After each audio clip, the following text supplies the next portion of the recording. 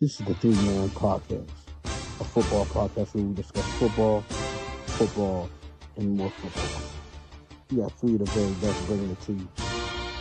Got my man Wes, my man Cyle, and your boy Cash on the action. Y'all tune in. You have your popcorn, because here come the three-man front. Make sure your offensive lineman is ready. What's being brought to you.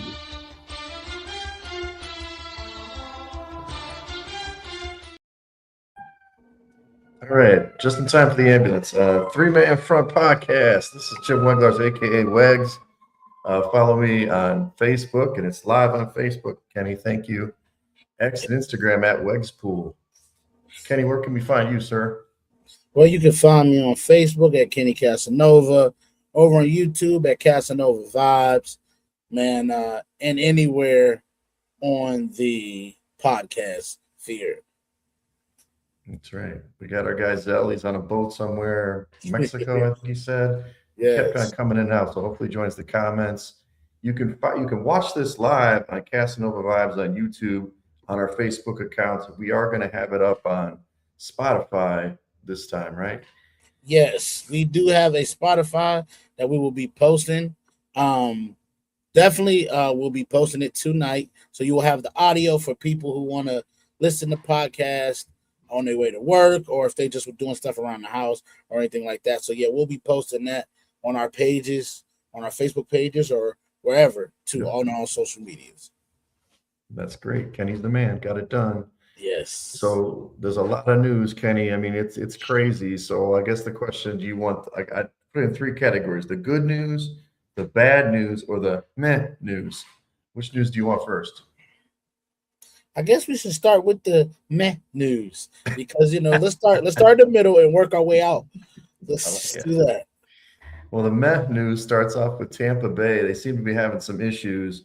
Vita Vea requested a trade because he did not get an extension, which is crazy. And then Baker Mayfield enters camp without an extension as well. So he's just playing on his contract and another prove-it year for Baker, which has been multiple. But Vita Vea has been like a stalwart for that defense, so it's kind of crazy they're not going to try to pay him. So what do you think of this situation in Tampa?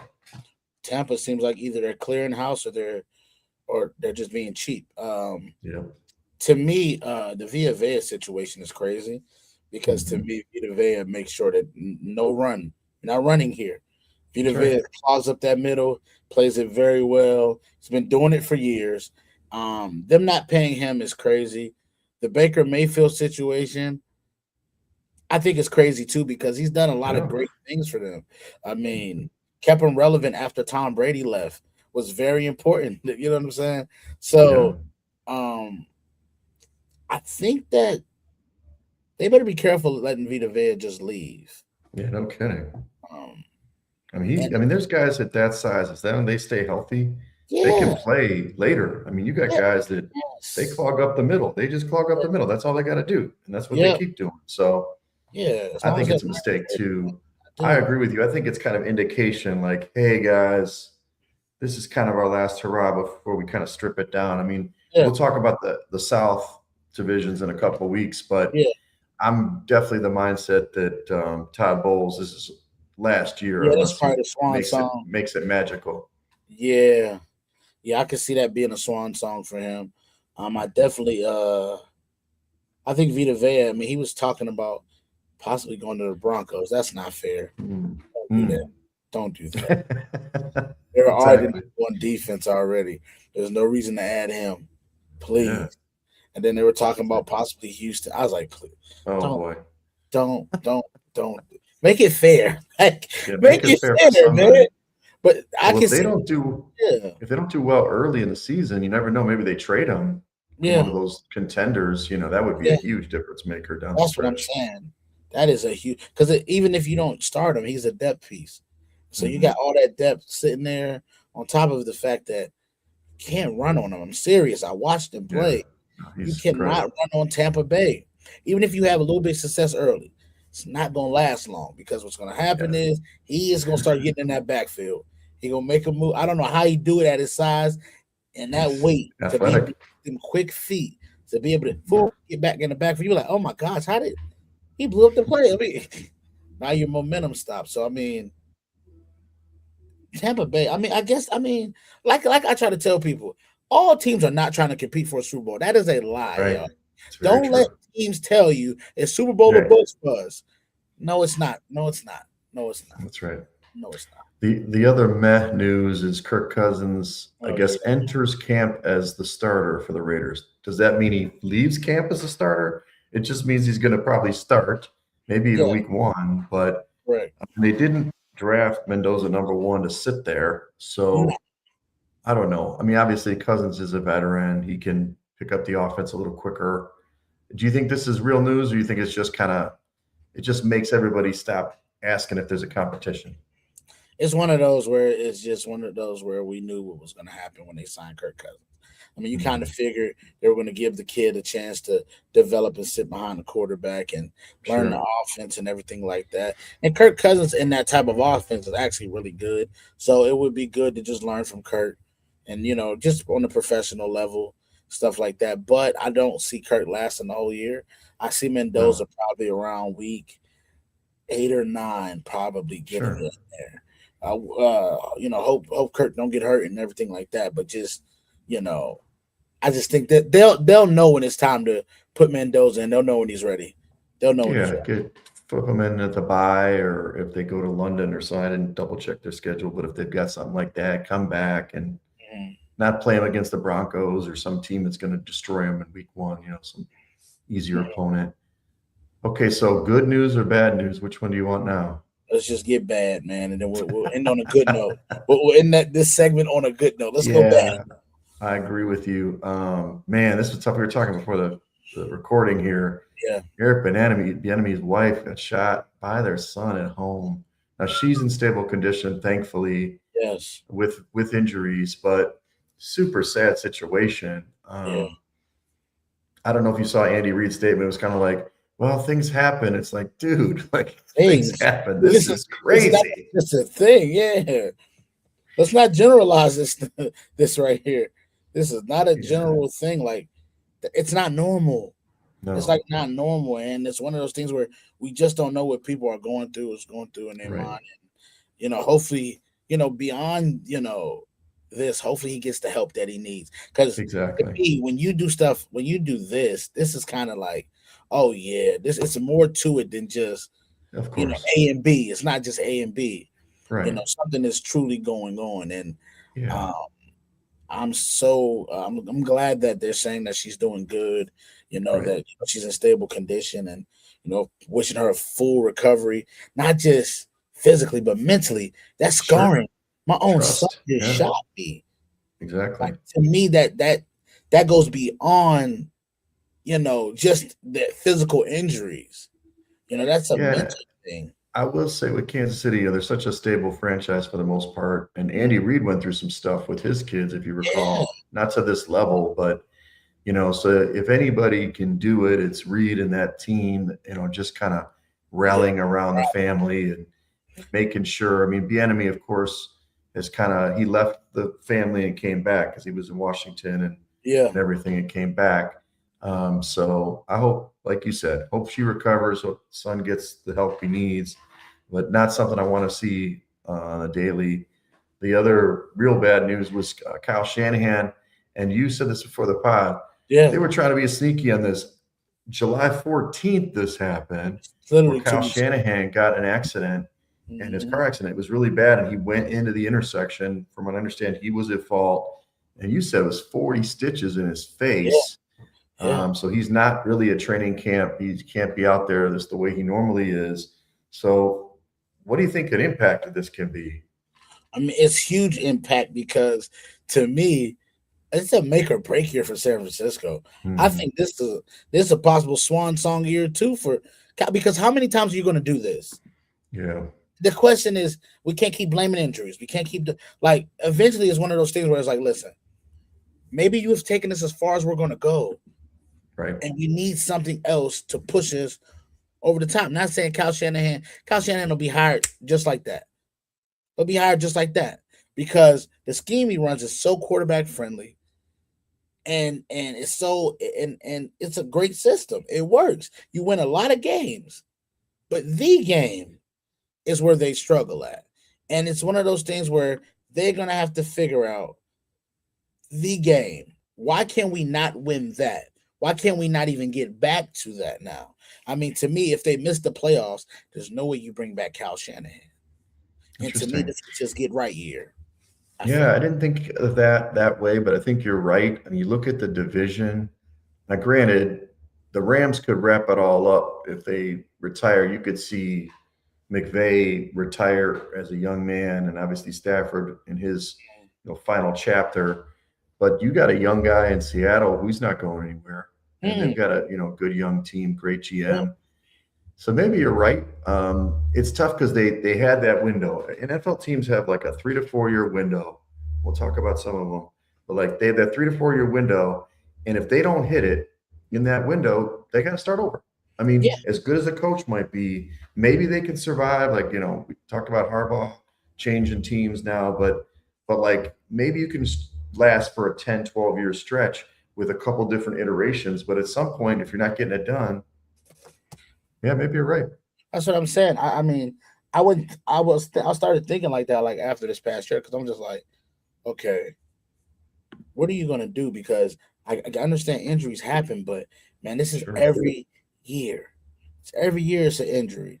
Somebody has to be fired. Somebody got to be the scapegoat. Is it the trainer, coach? Somebody has to be held accountable for this. And to me, eventually, after they keep firing everybody and they letting people go, eventually they got to look at you. They have to. They do. The other bad news was first day of training camp last week in Carolina. Nick Scorton, who's a really good linebacker, tore his ACL on day one. Now, first of all, I don't know how you tear the ACL when you're just kind of doing conditioning. But the NFLPA is going to investigate this because they weren't supposed to be hitting. They weren't supposed to be doing rigorous stuff. And I don't know the circumstances of how he tore the ACL. You can tear your ACL. Random people can tear their ACL, not just athletes. But coming from a guy who's done it twice, that's tough for Nick because you lose a whole season. He was training the offseason. Team was the division winner. So not a great start for Carolina to defend the South. No, not at all. I hated to hear this. I'm like, man, I was like, they just got there. I feel like his bags wasn't even unpacked.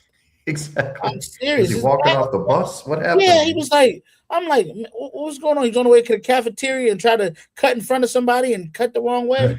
It's like, to me, I didn't understand this injury. And I'm glad they're investigating because to me, what are y'all doing that this happened? And I know somebody got the video of it.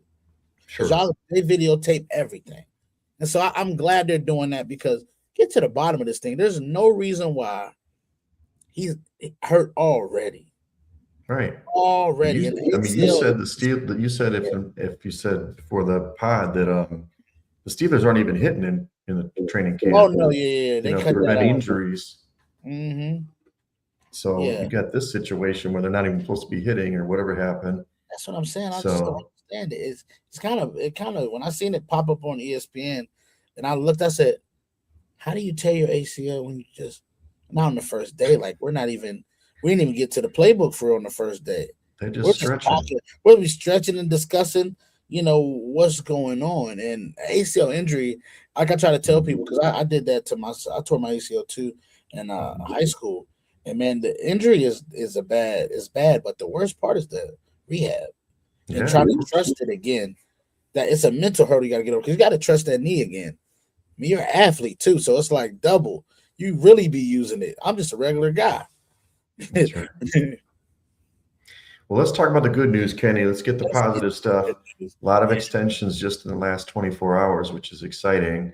We'll start kind of big to small, I guess. So Jalen Carter, Philadelphia defensive tackle, gets paid big time, 4 years, $152 million extension with 106 of it guaranteed. That's a lot of dough. Yes, he's been. I think he's one of the reasons, of course, why they won the Super Bowl a couple of years ago. But remember last year in the opener where he got kicked out, right? Because he was spitting or whatever it was. So he's a talent. We know he's a talent. But this kind of investment must mean they think he's over the kind of crazy stuff. What do you think? Yeah, I mean, listen, that means they trust him. They gotta trust him because this is a lot of money, and he's worth every penny on the field when he's out there. Yep. It's when he go home or before a play start is where it's where I be worried about him, man. I do. Yeah. I just worry about him because he's so young, and now he's about to have all this money. Yeah. Things start to change, man. Yep. The rooms that you can walk into is a little different, and I think he can handle it. I'm gonna trust him, but he's worth it, man. He's worth that money. Oh, he's definitely worth it. We'll talk about the Eagles later today in the NFC East preview. But my thing is, you've got a great defensive coordinator, kind of corral him, but I don't trust the head coach. So hopefully, like you said, he keeps him motivated. I mean, he's making this huge payday. He should feel great for a while, but not rest on the laurels because they still are a contender if they want to be. Correct. Yeah, I agree. I think Philly. Listen, I think Philly gonna shock a lot of people this year. I think a lot of people thinking the Philly gonna have a down year. I don't know if I see it like that. Right. And of course, we'll discuss that later, but I don't know if they're gonna have a down. And I think Jalen Carter is gonna be a big reason why. Sure. So we just need him on the field. Just don't spit on nobody. If you do got to spit, I mean, there's so much grass out there. Yeah, there's plenty. Just use the grass.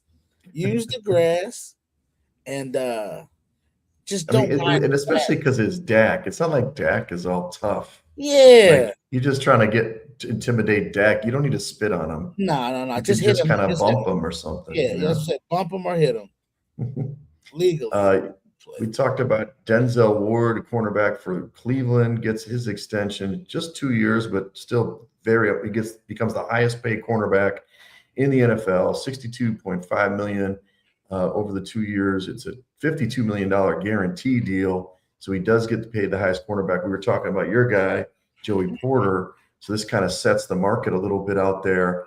I'm a little surprised, not that he deserves it. Ward's a great player, but Cleveland's not exactly on the brink. You know what I mean? Yeah. So it's interesting that they paid this guy, and it is only a 2-year deal. So any takeaways from this signing or this extension?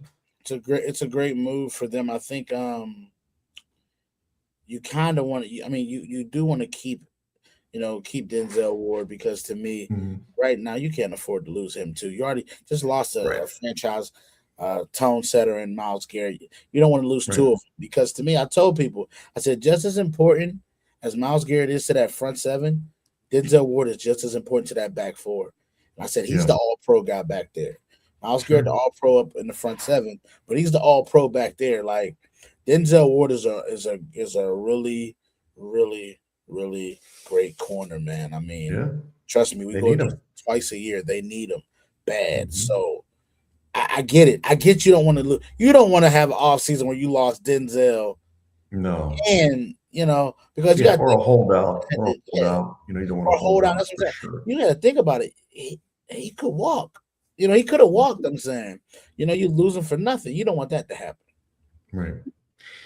Some lesser deals, but important ones. Arizona, Jacoby Brissett is getting paid now, kind of like a starter.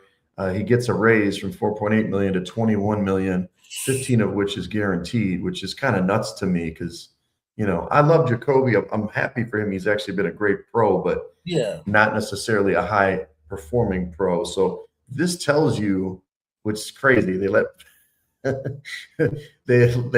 the man Murray walk out the door. I don't want to pay him at all. They paid Jacoby 21, but it's going to be an interesting year for Arizona. They're going to stink, but maybe Jacoby brings a little professionalism. I don't know. I mean, to me, this is one of those teams where you look at them and you be like, who's the GM? Who's the owner? I need to know all these things because what are y'all doing? I like Jacoby. I think, but are y'all aiming to because y'all going to be terrible. Yeah. Y'all going to get the number one pick. Archie Manning is sitting right there. So he's sitting there. Are y'all, because then you drafted Carson Beck, and I'm hearing Carson Beck actually looks looks the role right now. That's what I was hearing. Exactly. Out of minicamp, he looked like he's there's like something there. No, So he's it's one of those 6'4", 6'5". I mean, he can throw the ball. I mean, if you're going to take your lumps, it's fine to have Brissett. It's interesting they pay that kind of money to him. I mean, did he earn it last year? I don't know. Not really. I guess if you beat Dallas, you earned it. Like, to me, I don't know, man. I'm befuddled by the deal just because I think that, I mean, you could have rolled with Cyle probably, and probably had a better shot at winning something. Yeah, I think so too. But they hit the reset. Minnesota made a couple deals. They signed Jamal Adams. Yes. I saw the post was like a linebacker. I mean, he's a safety. He was a safety, former like top 5 guy. He hasn't been great, but with Harrison Smith out, and look, he's a great blitzing safety. That's perfect for the Flores system. Correct. And then they did sign an extension for Brian O'Neill, the offensive tackle. I don't know the details on that. That was only a few minutes before the pod. So they're trying to solidify some pieces in there. I do like Minnesota this year in general. I think they got rid of Kwesi, who a former podcast guy was talking smack about him, but he messed up the quarterback situation. But I think in general their team's pretty healthy besides the change the quarterback. Yeah, O'Neal. Yeah, I heard it was like I want to say like 96 million.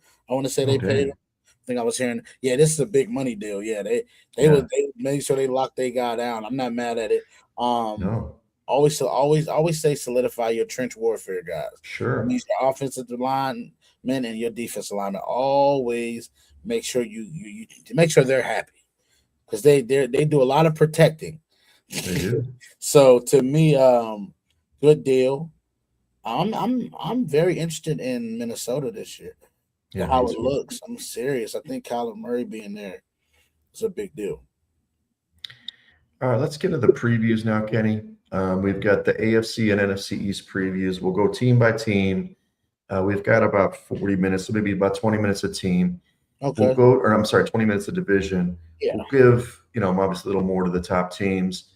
I'll kind of quickly go over the coaches, the losses they had, the gains, and then general impression of the schedule, and then we'll kind of start the discussion. So we'll start from the top, and this isn't necessarily how they finished last year, but this is more the odds for this year. Odds for this year, gotcha. You've got the Bills, who did make a coaching change. Mm-hmm. We talked about that last week. You got Brady in. They have defensive coordinator Jim Leonard in. It's a first-time defensive coordinator. They lost Joey Bosa, Taylor Rapp, Jordan Poyer, Darnell Savage, and AJ Epinesa. And then in free agency, we talked a little bit last week, DJ Moore at wide receiver was a trade, D. Alford from Atlanta, Bradley Chubb from Miami, CJ Gardner-Johnson, Austin Corbett. So they made some additions. Didn't have a big splash in the draft. They had cornerback Davison Igbinosun. That's my best one. But they got a pretty tough schedule. I mean, their start is brutal, dude. It's ranked 8th in strength of schedule. They start at Houston, home against Detroit, home against the Chargers, Patriots at home, then at the Rams. That's how they start. That is rough. So what is your take on the Bills, what they did in the offseason, and just do you like this team? You think they can win this division? What are your impressions or predictions? Okay, so Buffalo to me,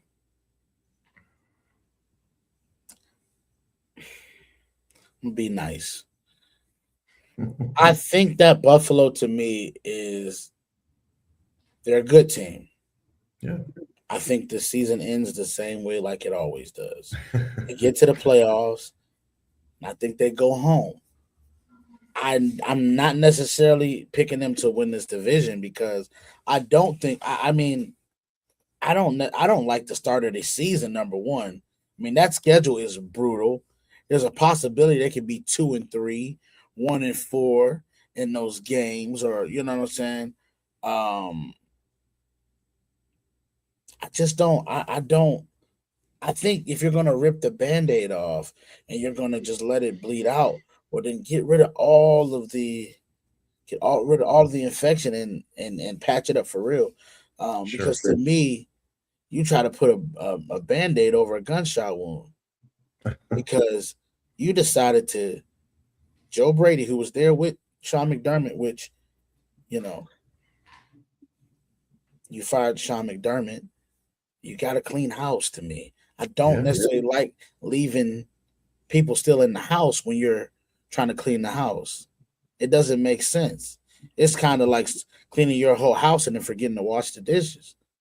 Your house gonna look dirty still. So I don't necessarily know about the Joe Brady thing.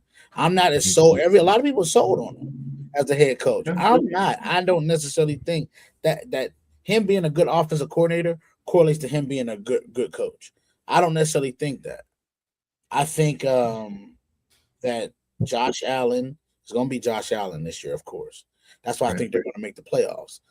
But I don't think they can win the division or win the championship.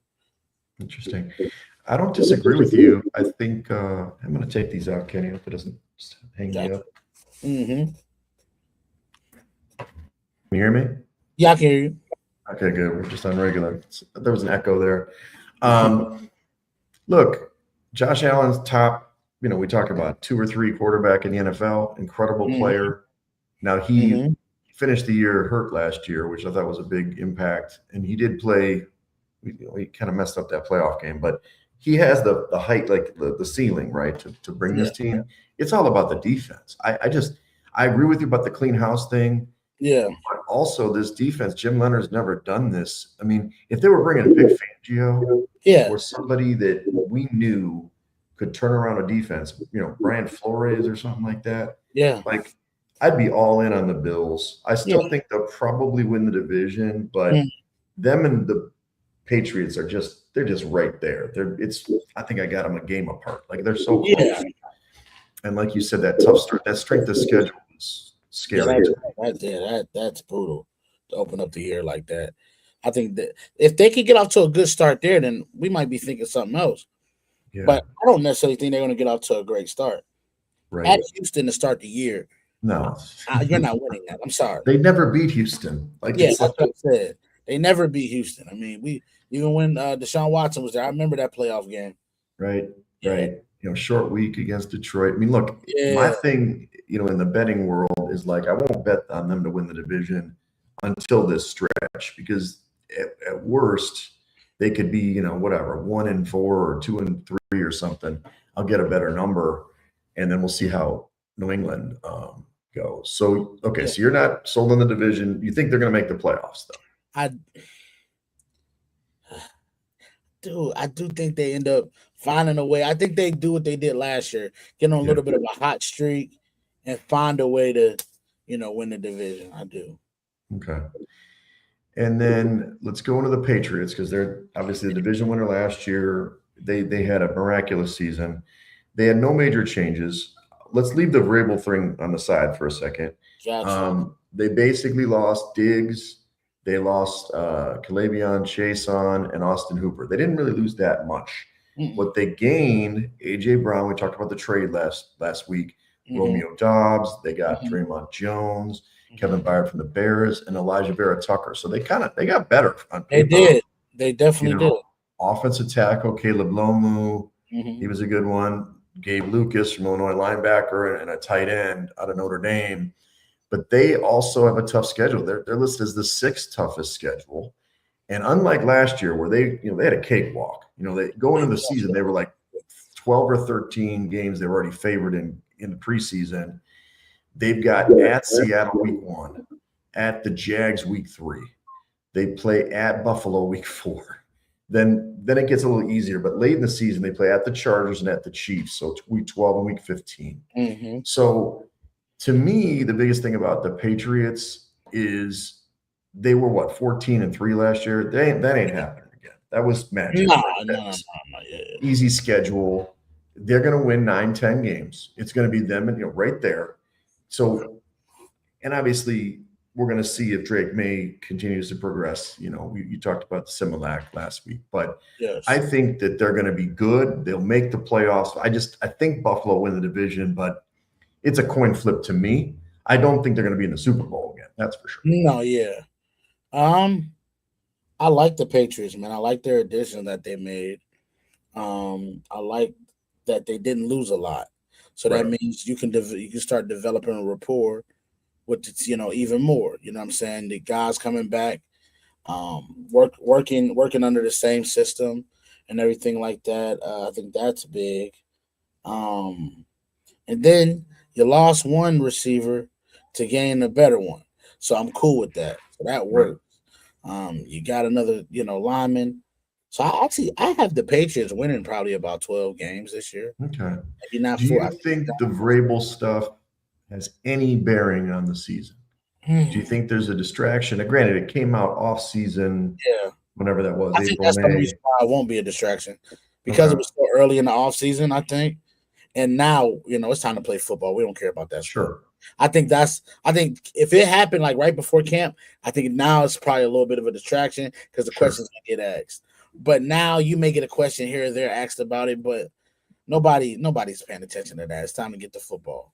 It feel like a brand new year, that's happened and stuff like that. I don't think it has any impact. I actually got them winning the division because I think I got them winning 12 games and I got Buffalo winning 11. Okay, so you're right there. And I also think it's going to come down to those games that they play against each other, too. Yeah. So week 4 to me, like I tell people, y'all, everybody always thinks it's early in the season, we can get it back. No, those losses or wins come back to either help you or haunt you in the end. Yep. And so, especially those division games, it's like 2 wins. It's like 2 games, basically. It is. It's 2 games. So if you New England, you got to take advantage. You do. Take advantage of Buffalo having such a tough start and maybe wore down a little bit when you get to them. But they're going to have to go to Houston, Detroit, Chargers, then you. They're going to be a little worn down by then. Yes. And you got your tough games, of course. Right. But you might be a little bit more fresher than them. You might be. So I definitely got them winning this division for sure. Okay. Yeah, I mean, we haven't flipped. I mean, that's my initial take.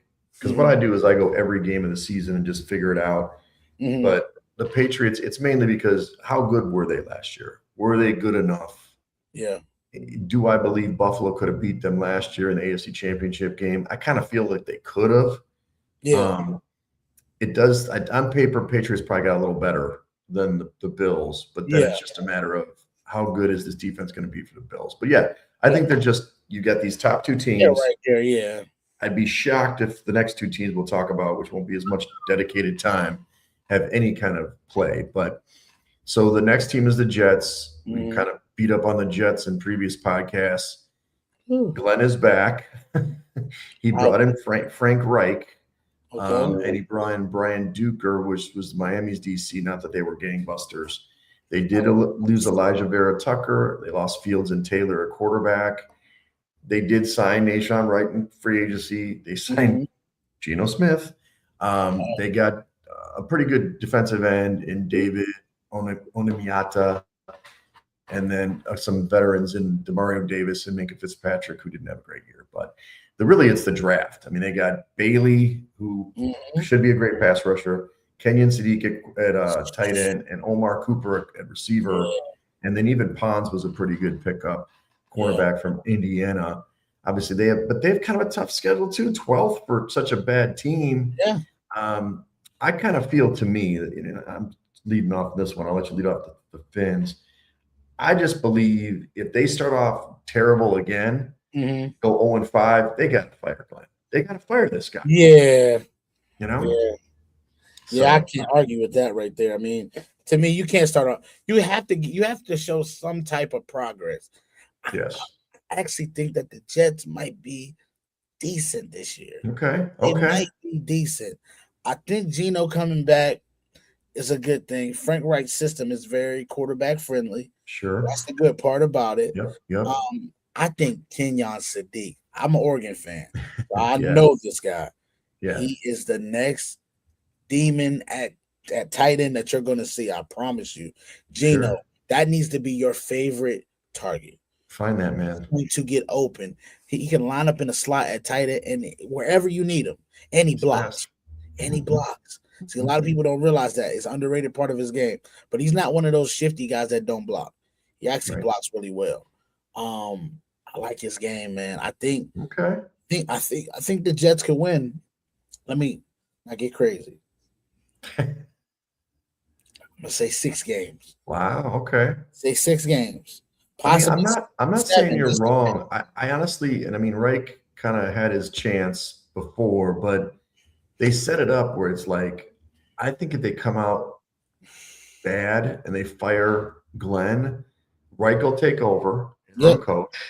And then they actually might have fun on offense, right? Because like you said, Sadiq Cooper's going to be pretty good, right? Yeah. They already got good weapons on offense with, Paul and everything. So they added pass rush. Yeah. Who's the receiver? Garrett Wilson, right? Yeah, Garrett Wilson. Their offense isn't that far off from being good. I'm just their defense. And Glenn, I've never been impressed with Glenn's defense. I wasn't impressed in Detroit. Yeah. They've been bad with the Jets. I was shocked he got another year. So I hear you about 6 wins. I've got less, but I'm also thinking they're just going to fall off a cliff and just get There's a possibility of that too. I'm not all like, yes, 6. I'm not like saying like, oh, stamp it. But I just got a feeling that they could be a little bit better than we think this year. Mm-hmm. Mm-hmm. I like the Bailey pickup. I do the He's an instant impact. Yeah, instant impact. So that's the good part about him. I mean, you get one of those guys on defense, and he can come in and immediately have an impact. You got something. You do. You got something. Well, let's talk about the other team in the division, and the doldrums here, the Dolphins. They did hit the reset button. I mean, we've got Jeff Hafley from Green Bay, who did defensive coordinator for Green Bay. They brought in Bobby Slowick, who's used to be in Houston, not that great in Houston. They lose Tua, they lose Waddle, they lose Hill, Bradley Chubb, Minkah Fitzpatrick. I mean, it was like a clean house. They bring in Malik Willis, quarterback, backup quarterback from Green Bay, who's had some success. Josh Uche from Philly, Charlie Heck, Jalen Tolbert's Tolbert and Atwell aren't going to move the needle that much at receiver, but they're guys. And then they got Caden Proctor from Bama in the draft. Chris Johnson's a cornerback from San Diego State that looked pretty good. Chris Bell in the second round. And then Will Kamarick, I think it is. He's a tight end from Ohio State. He'll be a pretty solid player. This team, as bad as they've been, somehow drew the second toughest schedule in the league. Oh, my gosh. Oh, yeah. Oh, my God. I don't know, dude. So what's your take on the Fins this year? Can you say 0-17 loading? What's that? I said, can we say 0-17 loading? Yeah, it's possible. No, this is going to be really bad. I don't see no good coming out. I mean, I don't even know if I can. I don't know if I can pick a game for them to win. Like I'm looking at the schedule. Don't know if they have a winnable game. They can't beat the Jets at home in week 8. Yeah, but the Jets might be. I'm serious. That might be the 2 wins for the Jets. Might be the Dolphins. Yeah, that's what I'm saying. I'm not. I love the Malik Willis pickup. I do. I do. I think the offense is going to be kind of fun because you've got a great running back, and the running back's great. Oh yeah, the running back. They're going to have fun with that. Yeah, they're going to have fun with that. I think their issue is going to be, who are you going to stop? They can't stop a nosebleed, dude. They will not stop a nosebleed. I mean, I don't really know. I think this could be a 1-16 type of team. Yeah. Don't see them getting. They're not getting the 5 wins. There's no way to get the 5 wins this year. Yeah, I don't think so either. I can't remember what I put in my article. I think I put 4 wins, but I was like, I know they're not going to be good, but Willis, I just have a little bit of faith in him. Hafley did do a half decent job on defense. I don't know. I think it's just going to be the A-Chan show, right? He's just going to just have a great year if they can pass just a little bit, and then maybe they'll run some kind of option or something with Willis. Yeah, they may run. What I'm saying is, I know they're going to suck, but I'm rooting for them more than the Jets, Yeah. So, but the way you stack them up is then you've got the Patriots 1 in the division, then the Bills, Jets, then Fins. Yeah. I actually do have the Jets and Dolphins because I just think the Jets are going to fall off. We got a little bit different. The Bills, whatever. They're 1 and 1A. And then these 2 bottom guys. These are 2 of the to me, the Jets and Fins aren't good. But. I don't look at them as good teams, but Dolphins, to me, that schedule is that's come on, man. Come on, NFL. just say you want them to have the number 1 pick. No kidding. You want them to get Jeremiah Smith. Just say that. Right. I can't believe they didn't do him any favors. So I just thought about that. Jeremiah Smith is coming out next year. And Manning. So it's, I mean, Willis, if he plays well, you don't have to have Arch Manning. Nah, right? So. Heck no. I think you go Jeremiah easy. Yeah. I think it's easier now for you because you're not. I don't think you press to just get a team to Archie Manning, are you? Oh no. No, I don't. He played so bad last year. I'm not going to put him as a number 1 pick anyway. He's going to show this year. Yeah. But let's move on to the East, Kenny. So we've got maybe a little more robust conversation here. Yes. Eagles at the top. Just a year ago we were talking about them as the champs. So it's not like they're falling off the earth. I just they still have Nick Sirianni there. He switched out the OC, which he needed to. Bring in Sean Mannion, who was a quarterback in the league, never been an OC. They keep Fangio, which I can't spell. He comes back, and look. The defense is what runs this team. The biggest thing was they make the move with A.J. Brown leaving. They've lost Nakobe Dean, Josh Uche, Jalen Phillips, and Azeez Ojulari. They picked up Dontavian Wicks. He's fine. They picked up Hollywood Brown, who's been on like 17 teams. They got Jonathan Grenard. That's a great pickup. Yeah, it is. And Arnold Ebiketie. And then Mekhi Lemon in the draft, Eli Stowers, and Marquise Bell. I mean, the big thing to me is like if Lemon plays well. I'm sorry, the strength of schedule is kind of weak. It's only 22nd. Yeah, hey, pretty nice for a division winner. Yeah, but it's big. Can Mekhi Lemon and Wicks basically can they fill the gap there? And our guy Jalen Hurts, can he really play well? Because we know the defense is going to be good. So it's in order to be a contender, their offense has to be better. I don't see them. You think they're going to surprise? I know they're going to win the division. I don't know if they can compete with the Rams in Seattle, basically, is what I'm trying to say. Gotcha. Okay. Yeah. Listen, they did a great job, I thought, drafting. They stole the Steelers pick at, Mekhi Lemon. You've seen that situation where the Steelers were literally on the phone with him. Oh, man, let's not. I was having flashbacks, bad flashbacks. But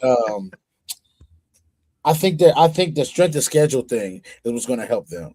It is. So look, you may not have to, because I'm not going to lie to you. I think the Rams, I think they're going to be really good, but I don't think they're just going to run roughshod over their division.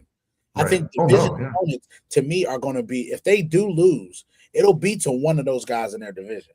Mm-hmm. I do think that, and the Eagles, if I'm the Eagles, if I got this bad schedule, make everything have to come through Lincoln. Yeah. That's how I'm thinking. If I'm make Stafford play in the cold, right? Yes. I mean, that's how they beat them last time. That's right. If I'm them, I'm thinking, okay, all right, let's get off to a hot start. Mm-hmm. Let's get this thing going. And Jalen, I need you to understand that AJ Brown's gone now. So you wanted them. Well, y'all kind of wanted to mutually split. Yeah, let's see what you got. It's kind of, it's kind of the Kobe and Shaq thing. When they split, let's see what each other got. Let's see who fault it really was, or or whatever. I actually think that they're going to win this division. Yeah. I think it's going to be pretty easy for them to win this division. I liked what Philly did. I do. I like what Philly did. I just don't believe in Nick Sirianni, man. Okay.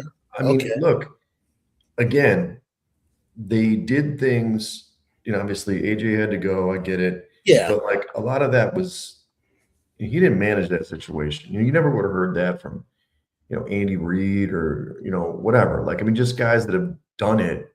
Like Mike Tomlin, never. Yeah, Tomlin, like, come on. Like, they nip it in the bud, like, let it get it done.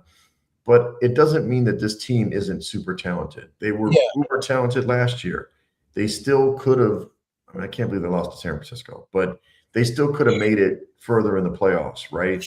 And I just feel like this year it's all about Jalen.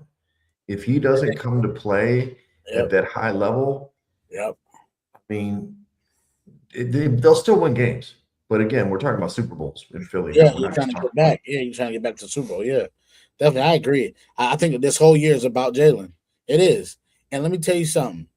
This may be the year where he might go Super Saiyan and mess around and win MVP. If he plays like I think he can, and with the schedule being so soft, I think people got to really take that into consideration. With the schedule being so soft, rack up these numbers on these bad teams. Yeah, Drake May did. He almost won. That's exactly what he did. He almost won the MVP and the Super Bowl. Right. They didn't almost win the Super Bowl, but I'm saying like he was there. They were in the Super Bowl. They were in the Super Bowl. Sure. And so to me, if you Jalen Hurts, take advantage, man. This may be your last shot to get it done with this iteration of this team. And with you guys being so young on the defensive side, you got you a defense over there, man. Lean on that. You do. Well, let's talk about the other teams. We got the boys, the Cowboys. They basically brought they switched out the DC. Christian Parker comes in, who was a Philly guy. He got Schottenheimer back, and I thought they had a pretty good year in Schottenheimer, considering they kind of created the back end. They didn't lose a lot. You know, Dante Fowler, Jalen Tolbert. They picked up Rashawn Gary from Green Bay, Tito Ogbania from the Chargers, D. Winters, linebacker, all on defense, and Jonathan Bullard from New Orleans. So they made that. They picked up Caleb Downs, who I thought was a great pick.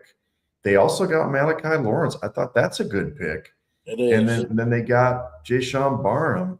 You know, they know what they're doing. They know their defense sucks. So they just went all D. Yeah.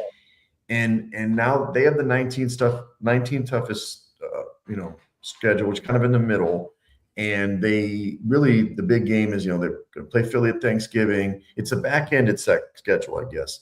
They play at Seattle on the I guess I put the wrong week there. And then they play the Rams and Jags late. So they kind of need to rack up the wins early. Yeah. And I think they're going to be one of those teams. The NFC is going to have like 4 or 5 teams right there that are competing for the wild cards. I don't think they're going to win the division. So I think it's like they got to play against, Bears and Packers and, some teams in the West. You got Seattle, that they're a wild card team, San Francisco. It's going to be a blood match to get in. Man. It's going to be a gauntlet for real. That's right. Yeah, that's what it looks like.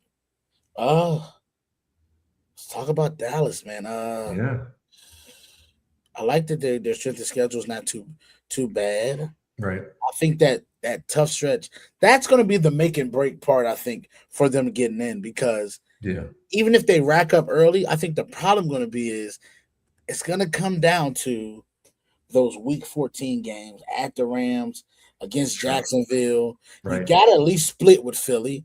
And you can't just lose. I mean, there's a possibility they can go 0-4 in that back half. And if they do, that's the season over with. Yep. I think that's going to determine the season. If they can split it and go 2-2, okay, then we got progress. We're talking about something.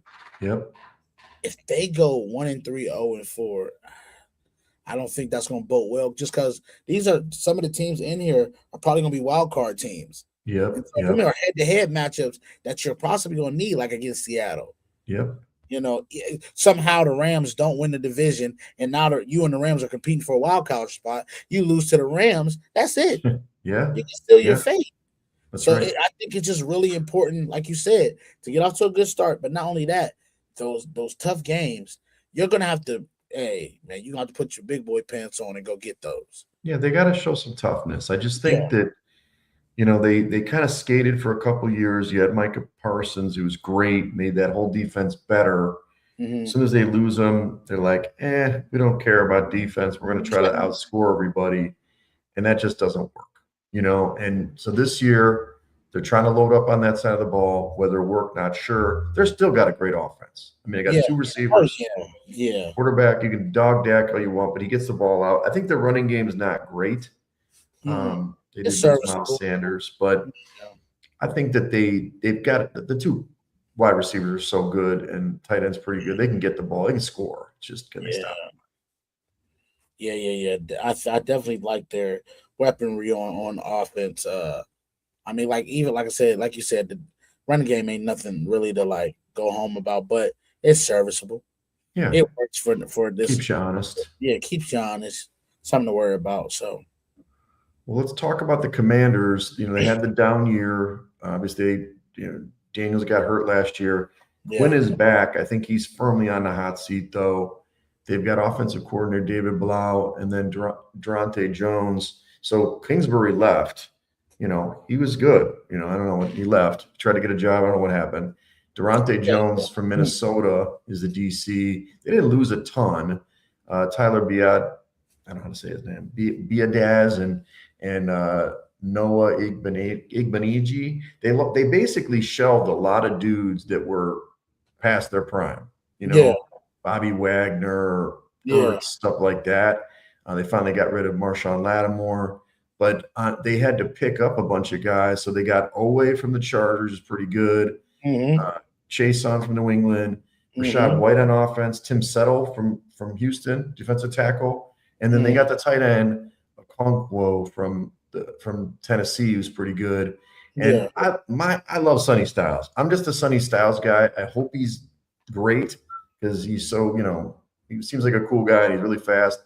And Antonio Williams, who's a receiver from Clemson in the draft, again, middle of the road for their schedule.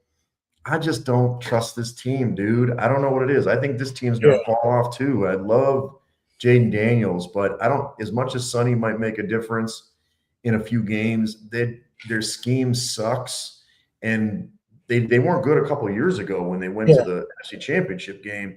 It was only because they were going for fourth down all the time.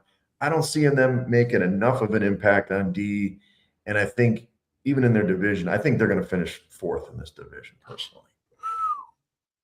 You know what? I like Jaden Daniels. I do. Yeah, me too. I think the kid can play. I wish that Ayuk didn't lose his mind and go off because I think if with him on this team, it would help so much. I love Sonny Styles. That pick, I was telling because I have a friend who's a huge Commanders fan, and I was telling them, I said, Sonny Styles is the perfect pick for y'all. And the fact that he landed in their lap like that, I said that's a no-brainer. I thought I was like, man, looking at everybody in this draft, I said, he got the most potential to really this kid can all pro all the time. And so I like that pickup. I like some of the pieces that they got, but you know what? You're right. I think it's going to be coaching that possibly could do them in. Yep. I do. Like a lot of times, like teams have talent on their teams. Sure. It's the coaching staff, to me, that determines whether they win or lose these games. And I just don't trust. I don't necessarily trust the coaching staff. And their schedule they got a tough schedule now. Yeah, middle of the road. I mean, they're not going to. It's not easy, not hard, but they still got to beat. I didn't list all those games. At Philly, at Dallas, Seattle, right in the middle. So that's what I'm saying. So it's like it's a little bit of a gauntlet. And like you, I have them probably finishing fourth in the division. Mm-hmm. And we'll see. Maybe it just, they caught lightning in a bottle that year with Daniels. They called a great offense. He was better. I mean, he was awesome. He was better than expected. Yeah. And they were able to control games offensively. Maybe they do that again. I just don't know. Like, I don't know if they can run the ball enough. And obviously, they got to be really careful with him now, running him, because, he goes down again, of course, no problem. They're finishing last again. But I don't know. I want to root for him more, but I just feel like Quinn's going to get fired. I just feel like he's going to get fired this year. Yeah, that's a possibility for sure of him getting fired. It's just one of those things where, depending on how bad the start is that they get off to. Like, if they get off to a good start, then hey, all right, let's see what we got. But I don't know, man. They open up at Philly. Like, I know. It's at Philly, at Dallas, and then Seattle. They're going to lose those first three games. Like, it's going to be 0-3. But it gets a little bit easier, and then we'll see how they close. Yeah. Well, let's talk about the last team, Kenny. We got the Giants. We talked about Harbaugh in the building. He brought in Nagy. He's got Denard Wilson, who's the Tennessee DC. They lost Dexter Lawrence. They lost Wandale and, Russell Wilson, if that's a loss. They gained Isaiah Likely. A lot of guys that, Harbaugh guys. Likely came in, Patrick Ricard. They picked up, your guy Calvin Austin, Darnell Mooney for receivers, DJ Reader from Detroit, Tremaine Edmonds from the Bears, Greg Newsome from Jacksonville, and then they got Arvell Reese, who a lot of people thought he was the best player in the draft. Yeah.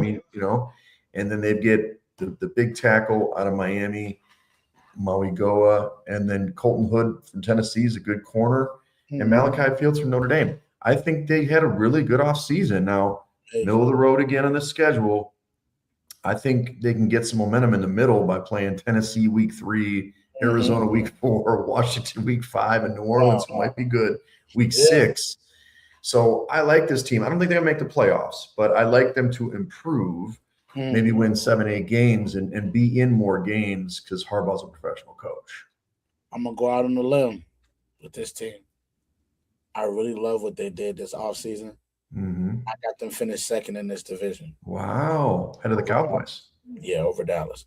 I actually think that Harbaugh got exactly what he needed.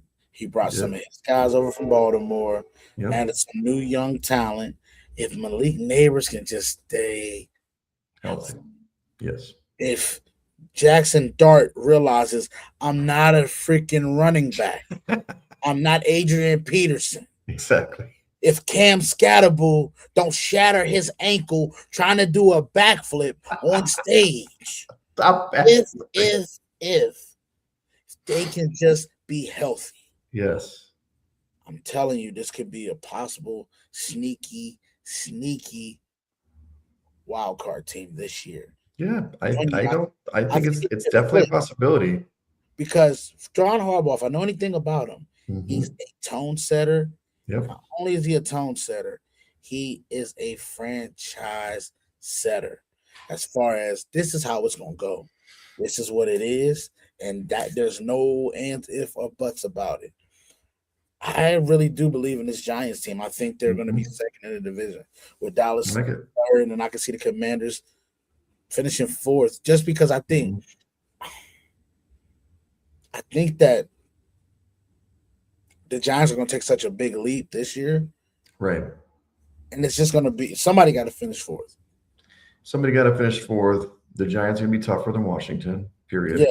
That's how I feel, yeah. Right. I think they're probably going to be tougher than Dallas because, Dallas is usually soft. But, yeah, I did already bet them to make the playoffs. I mean, plus money, might as well. Might as well. Just see. So, and I don't think the schedule's too tough for them to be like, like Miami or something where you've got to, like, play the gauntlet.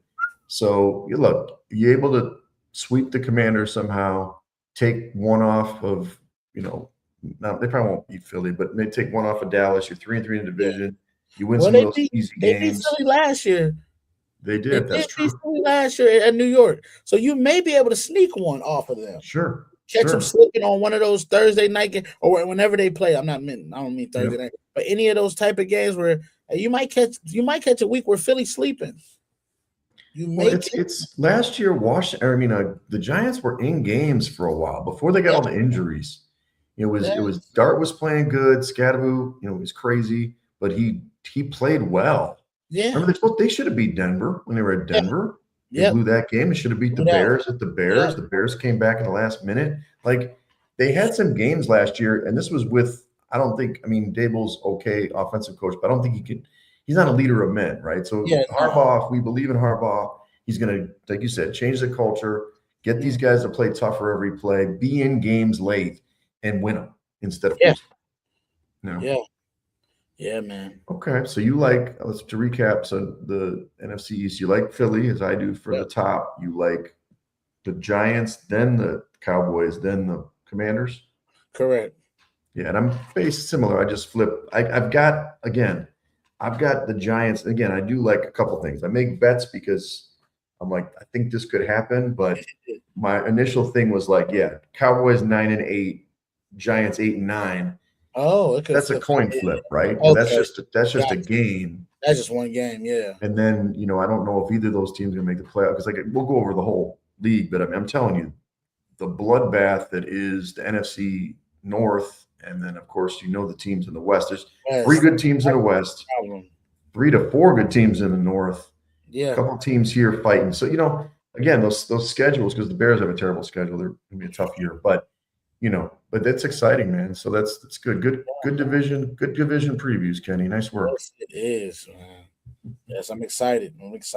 Training camp is back now, man. We're a couple weeks away from preseason, man. That's right. Well, next week we'll go over the NFC and AFC Norths next week. Zell will hopefully be back. That's your favorite division and my favorite division. So we'll have those. But yeah, follow it. We're the three man front podcast. Follow us. You can check us out. Casanova Vibes on YouTube. Mm-hmm. We're gonna have the Spotify going this week. Yep. You'll watch the playback on both of our Facebook account, me at Wegspool, and on Kenny. And you can follow me also on X on Instagram. Where can we follow you again, Kenny? Yeah, you can follow me on Facebook at Kenny Casanova, like you said, on YouTube at Casanova Vibes. And the audio will be dropping tonight. So we'll be posting it tonight, for you guys to enjoy. So definitely tune into the Spotify, over there. So yeah, I'm excited. And we're only like 6 weeks away or something like that. It's like 43 days or something. Yeah. So it's coming. The season's almost ready. Yes. Now the madness gets started. That's right. All right. We'll see you guys next week. All right. See you guys. This is the 3 Man Podcast, a football podcast where we discuss football, and more football. We got 3 of the very best bringing it to you. Got my man Wes, man Cyle, and your boy Cash on the action. Y'all tune in. You have your popcorn, because here comes the 3 Man front. Make sure your offensive lineman is ready. What's being brought to you.